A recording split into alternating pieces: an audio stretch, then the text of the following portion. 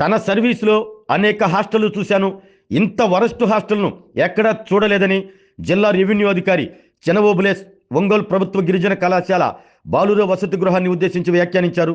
Collector ఆదేశాల మేరకు ప్రభుత్వ గిరిజన కళాశాల బాలుర వసతి గృహాన్ని డిఆర్ఓ ఆకస్మికంగా తనిఖీ చేశారు.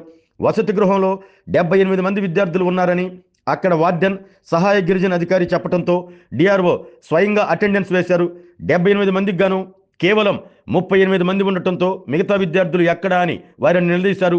అటెండెన్స్ రిజిస్టర్లో 3 రోజుల నుండి సంబంధిత వసతి గృహ సంక్షేమాధికారి సంతకాలు లేకపోవటాన్ని గమనించిన డిఆర్ఓ రిజిస్టర్లో కంప్లైంట్ రాశారు. అక్కడి విద్యార్థులకు వండిన ఆహారాన్ని రుచి చూసి బాగోలేదని అసంతృప్తి వ్యక్తం చేశారు. వసతి గృహం ఆవరణలో పిచ్చి మొక్కలు పెరిగి ఉండటాన్ని చూసి వాటిని శుభ్రం చేయించకుండా ఏం చేస్తున్నారు అంటూ వార్డెన్ శ్రీనివాసును ప్రశ్నించారు. శుభ్రం చేస్తున్నామని చెప్పగా ఇంత పెరుగుతాయని ఆగ్రహం వ్యక్తం చేశారు. ప్రాంగణంలో లైట్లు వెలగకుండా చీకటిగా ఉండటంపై అసంతృప్తి వ్యక్తం చేశారు. కళాశాల మొత్తాన్ని పరిశీలించిన అనంతరం విద్యార్థులతో మాట్లాడారు. పిచ్చి మొక్కలు పెరిగి ఉండటంతో పాములు వస్తున్నాయని విద్యార్థులు చెప్పారు. తాగునీటికి ఇబ్బంది లేదని, ట్యాంకర్ ద్వారా వాటర్ వస్తుందని, కొన్నిసార్లు ఆలస్యంగా రావటం వల్ల తాము కాలేజీకి వెళ్ళలేకపోతున్నామంటూ తెలిపారు. స్పందించిన డిఆర్ఓ చెనవోబులేసు వెంటనే నగరపాలక సంస్థ కమిషనర్ వెంకటేశ్వరరావుతో ఫోన్లో మాట్లాడి విద్యార్థులకు అనుకూల సమయంలో వాటర్ ట్యాంకర్ పంపించాలంటూ ఆదేశించారు. మెనూ ప్రకారం భోజనం పెడుతున్నారా, కాస్మెటిక్ ఛార్జీలు ఇస్తున్నారా అని అడిగి తెలుసుకున్నారు. వారం రోజుల్లో వసతి గృహంలో సమస్యలు పరిష్కరించాలని జిల్లా గిరిజన సంక్షేమ శాఖ అధికారి వరలక్ష్మిని ఆదేశించారు. సమస్యల పరిష్కారం కాకుంటే తనకు నేరుగా ఫోన్ చేయాలని డిఆర్ఓ నెంబర్ విద్యార్థులకు చెప్పారు.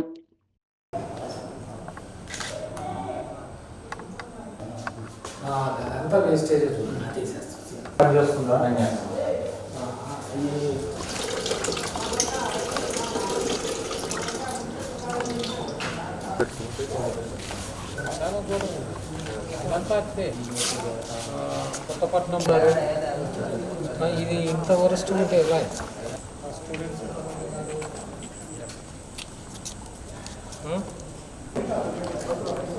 వాటర్ కూడా వాళ్ళ ఎప్పుడు తీపించినావు?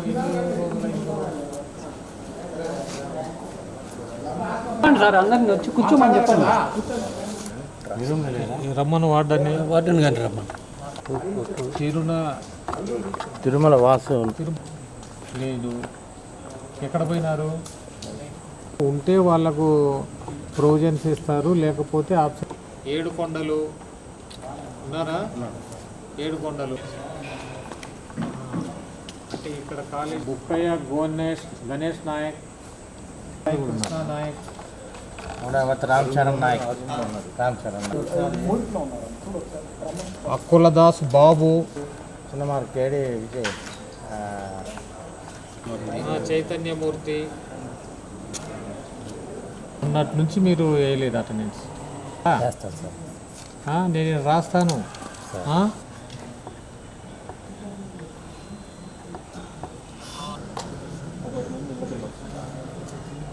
ప్రజెంట్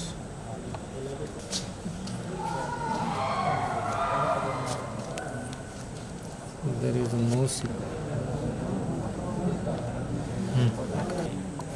ఇదే సిచ్యువేషన్ చెప్తే మేము మున్సిపల్ అది అలాగే ఉంటుంది సార్. తొట్టి సార్ చెప్తే కడిగిస్తారు సార్. అక్కడ నుంచి సాయి వాటర్ అయితే ఏం రాదు సార్. వారం నుంచి వారానికి ఒకసారి ఏమో వచ్చేది సార్ సాయి వాటర్. ట్యాప్ కనెక్షన్లు ఉన్నాయా? ఉన్నాయి సార్. వాటర్ సరిగా రావా? అక్కడ నుంచి అయితే వస్తాయి సార్. ఇక్కడైతే బోర్ వేయించారు సార్. వాష్రూమ్లో అయితే ప్రాబ్లం లేదు సార్. అక్కడ పాములు వస్తుంది. ఎక్కడ బిల్డింగ్ లీకేజ్ ఉందా?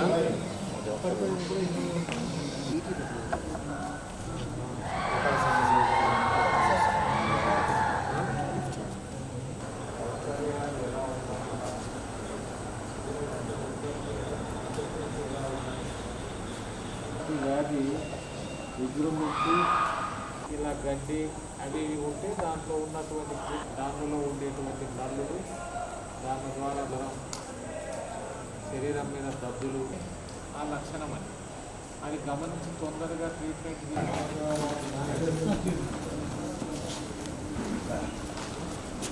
చూసాను సార్. వితిన్ కాంపౌండ్ వాళ్ళు డ్రైనేజ్ లాగా ఉంది. దాని మీద అయితే కిచెన్ ఎదురుగా డ్రైనేజ్ ఏమంత టేస్ట్ కనపడలేదు నాకేమో. సాంబారు కూరగాయలు ఇప్పుడు స్క్రబ్ అనేది ఇటువంటి దాంట్లో నుంచి వస్తుంది. మరి ఈ మాత్రం చూడకుండా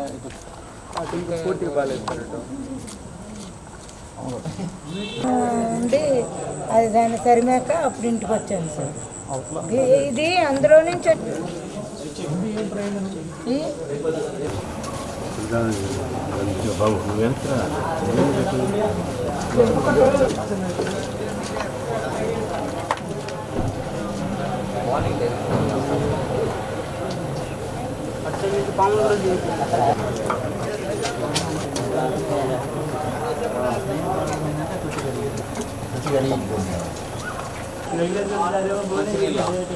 ఓన్లీ మంచినీళ్ళు మిగతాది దాంట్లో చేస్తారు.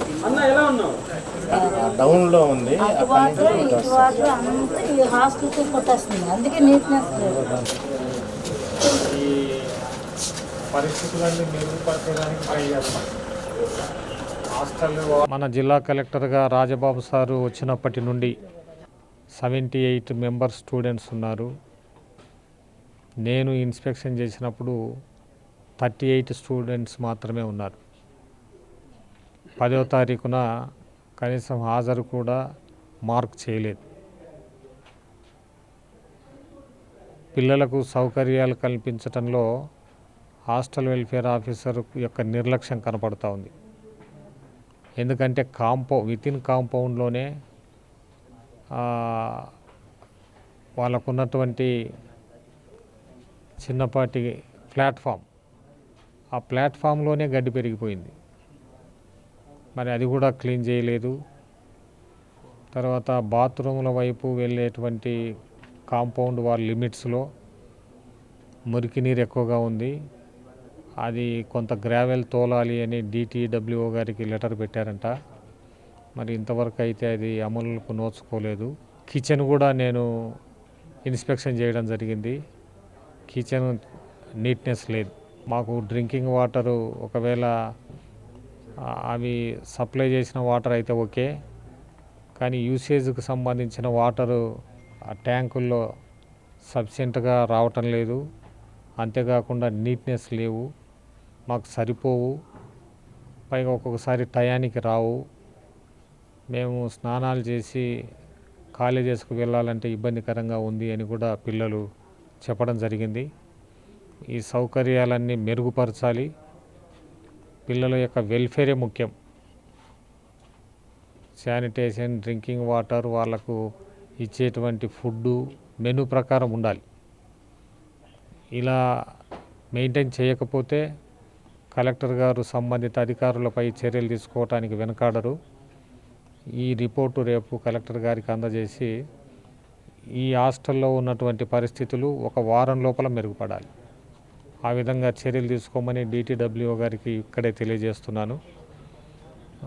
పిల్లలు కూడా కొంత అసంతృప్తిని వ్యక్తం చేశారు. వాళ్ళ యొక్క పరిస్థితులు మెరుగుపడే దానికోసం కలెక్టర్ గారి ఆధ్వర్యంలో సక్రమంగా అందరు అధికారులు పనిచేయవలసి ఉంది. ఓకే, జిల్లా కేంద్రంలోనే ఇలా ఉంది. మారుమూల ప్రాంతాలకు కూడా స్పెషల్ ఆఫీసర్లను వేశాం కాబట్టి వాళ్ళందరూ నాలాగానే హాస్టల్స్ ఇన్స్పెక్ట్ చేసి అక్కడ ఇలాంటి పరిస్థితులు ఉంటే మెరుగుపరిచే దానికోసం చర్యలు తీసుకుంటారు. ఆరోగ్యమే మహాభాగ్యం అంటారు, కానీ ఆరోగ్యాన్ని నమ్మకంగా కాపాడే స్థానం ఎక్కడ? ఇది ఒంగోలులో మీకు దగ్గరగా మన Venkataramana nursing home private limited. Caring your life 54 ఏళ్ల విశ్వాసంతో ఇది ఒక హాస్పిటల్ కాదు, ఇది ఒక విశ్వాసం. 3 తరాలుగా వేలాది కుటుంబాలను ఆరోగ్యంగా నిలిపిన ఆదరణ. మా నిపుణుల వైద్య బృందం మా దగ్గర అనుభవం కలిగిన బృందంలో అందించే సేవలు neuro surgery, general medicine, diabetes, pulmonologist, general surgery, ophthalmology, urology, orthopaedic, ENT, paediatrics, dental surgery, anaesthesiology, gynaecology, cardiology, emergency మరియు క్రిటికల్ కేర్.